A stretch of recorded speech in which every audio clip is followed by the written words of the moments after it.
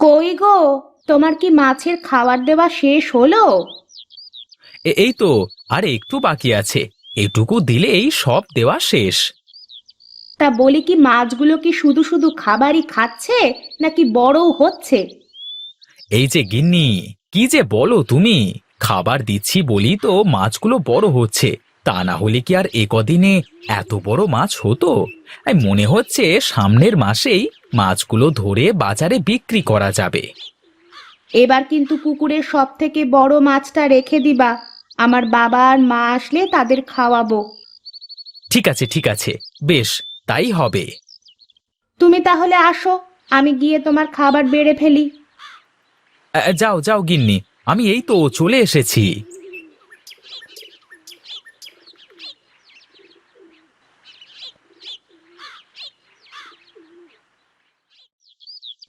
এই যে তোমার চা। বলি, একটু তো বাইরে বেরিয়ে সবকিছু দেখেও আসতে পারো। কোথায় আর যাব? আমার কি আর এখন এই মাঠ ঘাট চষে বেড়ানোর সময় আছে নাকি? সামনে যে আমাদের বাড়িতে এত বড় একটা অনুষ্ঠান হতে চলেছে, তা মেয়ে জামাইদের নিমন্ত্রণ করবা না? সে তো আমি কবেই সেরে ফেলেছি। জামাই তো 1 সপ্তাহের ছুটিও নিয়ে ফেলেছে। তা বলি কি, শুধু কি এক জামাইকেই বলেছো নাকি দুই জামাইকেই একসাথে বলেছো? আমার তো একটাই জামাই, তাই আমি শুধু তাকেই বলেছি। তোমার যদি এতই পড়ে, তাহলে যাও, তুমি গিয়ে তোমার ওই ভিখারি জামাই আর ওই মেয়েটাকে বলে আসতে পারো।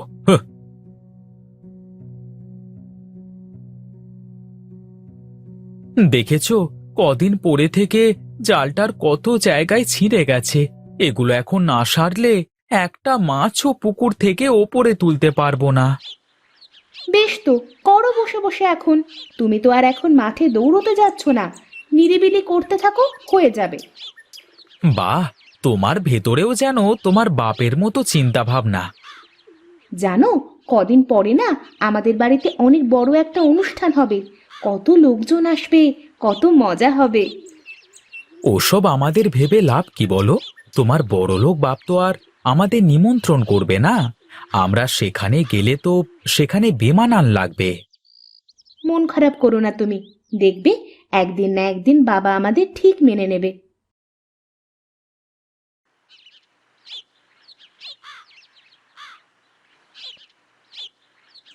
কেমন আছো মা? তোমাকে কতদিন দেখি না। আমি জানতাম মা, একদিন না একদিন আপনারা আমার বাড়িতে আসবেন। হ্যাঁ বাবা, মেয়ে আমার, আমাকে যে আসতেই হবে।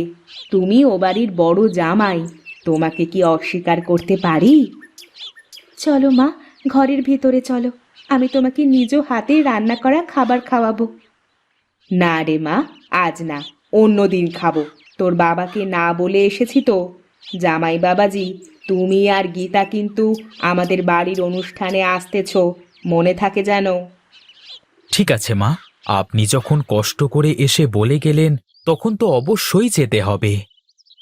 এখন আমি চলি রে মা, আমার আরো অনেক জায়গায় যেতে হবে। বাড়িতে আয়, অনেক কথা হবে।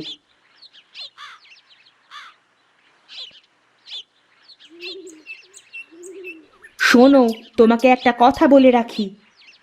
তা কি কথা? বলো দেখি শুনি।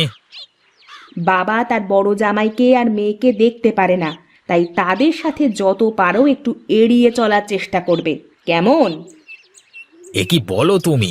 এই তোমার আপন দিদি জামাইবাবুর সাথে তুমি কথা বলো না, মেশো না? আরে না না, তা না, আমরা সবাই কথা বলি, কিন্তু বাবা কিছুই জানে না। আচ্ছা, তা এমনটা হওয়ার কারণ কি? দিদি বাবার কথার অবাধ্য হয়ে গরিব চাষার সাথে বিয়ে করেছে, এটাই ওর অপরাধ। ও আচ্ছা, তাহলে এই ব্যাপার, বুঝতে পেরেছি। দাঁড়াও, তোমার বাবাকে দেখাচ্ছি। তুমি আবার কিন্তু কিছু উল্টোপাল্টা করতে যেও না, বাবা কিন্তু খুবই রাগী মানুষ। ঠিক আছে, ঠিক আছে, এসে দেখা যাবে।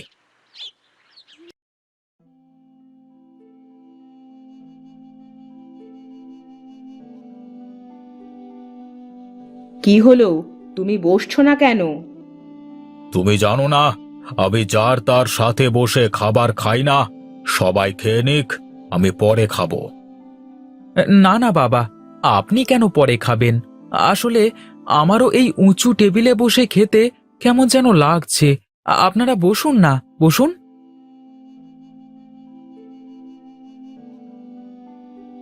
এই তো, হ্যাঁ, আপনারা টেবিলে বসে খান, আর আমি এই তো, হ্যাঁ, নিচে বসেই খেয়ে নিতে পারবো।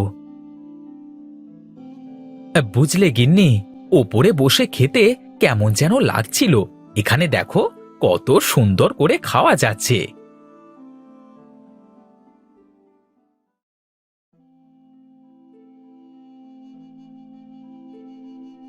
কি রে মা, জামাইয়ের কি হলো?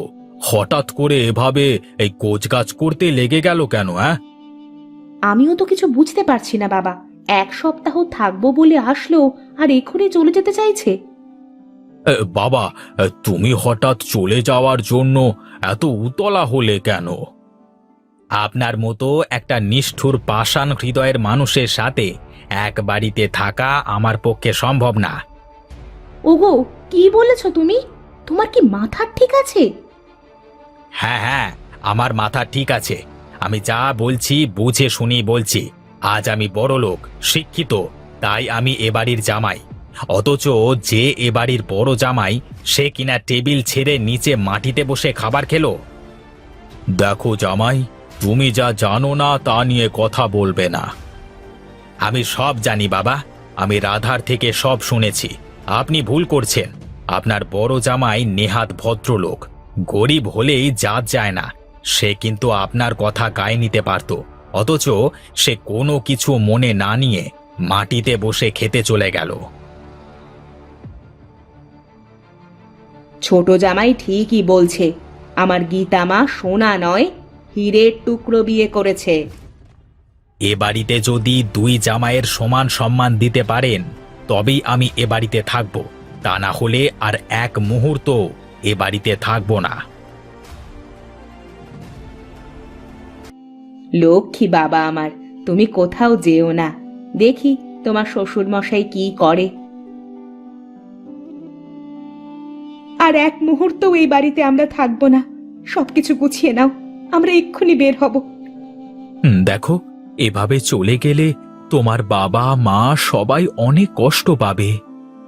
তুমি এখনো তাদের কষ্টের কথা ভাবছো?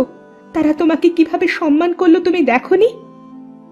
বড়দের কথায় কিছু মনে করতে নেই, ভুলে যাও সব। কটা দিনেরই তো ব্যাপার। তোমার ইচ্ছে হলে তুমি থাকো, আমি গেলাম। আমার আর এখানে থাকার কোনো শখ নেই।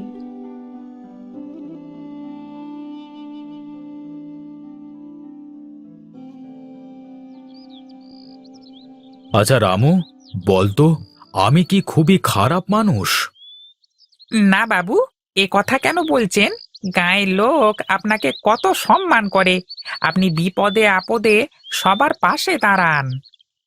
তাহলে আমার পরিবারের সবাই আমার সাথে এমন কেন করে? আমি একটা কথা বলবো বাবু? হ্যাঁ, বলে ফেল দেখি, শুনি তোর কথা। আপনি না বড় জামাই বাবুকে মেনে নেন, দেখবেন আর কোনো সমস্যা থাকবে না।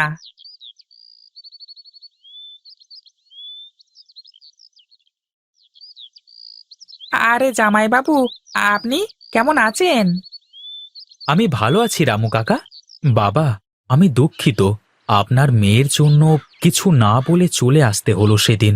তাই আমি চাই আপনি আর বাড়ির সবাই কাল আমাদের বাড়িতে নিমন্ত্রণ খেতে আসবেন। অবশ্যই জামাই বাবু, আমরা সবাই আসবো। বাবা, যদি আপনি আসেন তাহলে ভাববো আপনি আমাকে ক্ষমা করেছেন, আর যদি না আসেন তাহলে ভাববো আমি গরিব বলে আপনি কোনো দিন আমাকে আপনার জামাই বলে স্বীকার করবেন না। আমি চলি।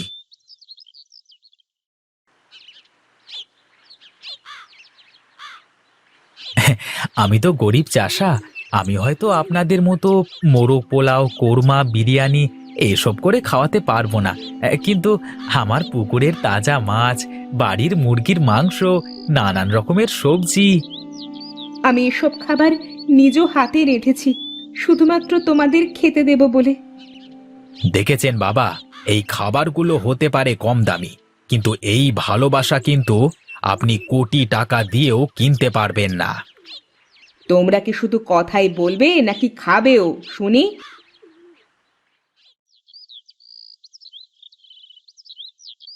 বাবা, যদি কিছু ভুল করে থাকি তাহলে আমাদের ক্ষমা করে দেবেন। দেখেন, ছোটরাই তো ভুল করে। আপনারা আমার অভিভাবক। আমি চাই না আপনারা কোনো কারণে আমার উপর রাগ করে থাকেন। তোমাকে দেখে, তোমার কথা শুনে, তোমার ব্যবহারে আমি মুগ্ধ বাবা। আমি তোমাদের সাথে এতদিন অন্যায় করেছি। আমার মেয়েটার সাথে আমি অন্যায় করেছি। এভাবে বলবেন না বাবা, তাহলে যে আমাদের অমঙ্গল হবে। এখন থেকে আমার সব কিছু তুমি দেখাশোনা করবে বাবা। আমার যা কিছু আছে সবই তো তোমাদের। আমি চাই তুমি এখন থেকে আমার জামাই না, আমার ছেলে হয়ে থাকবে। বাবা, মানুষ চিনতে আমি ভুল করিনি। গরিব হতে পারি আমরা, কিন্তু আমাদের কিছুর প্রতি কোনো লোভ নেই। এসব যে তোদের পাওনা মা, তোর অধিকার আছে আমার সম্পদের ওপর। বাবা, মানুষ পরিবর্তন হতে সময় লাগে না, মানুষের ভাগ্য পরিবর্তন হতেও সময় লাগে না। আমরা তোমার সম্পদের কিছু নিতে পারবো না বাবা। আর যদি কখনো বিপদে পড়ি, তাহলে তখন তোমার কাছে যাব। পারলে তখন আমাদের একটু সাহায্য করো। আপনার মেয়ে ঠিক বলেছে বাবা। তবে আপনি যদি আমার বাড়িতে যাওয়া আসা করেন তাহলে আমি খুব খুশি হব। ঠিক আছে বাবা, তোমাদের কথাই রইল। তোমরা ভালো থাকলে যে আমিও ভালো থাকবো।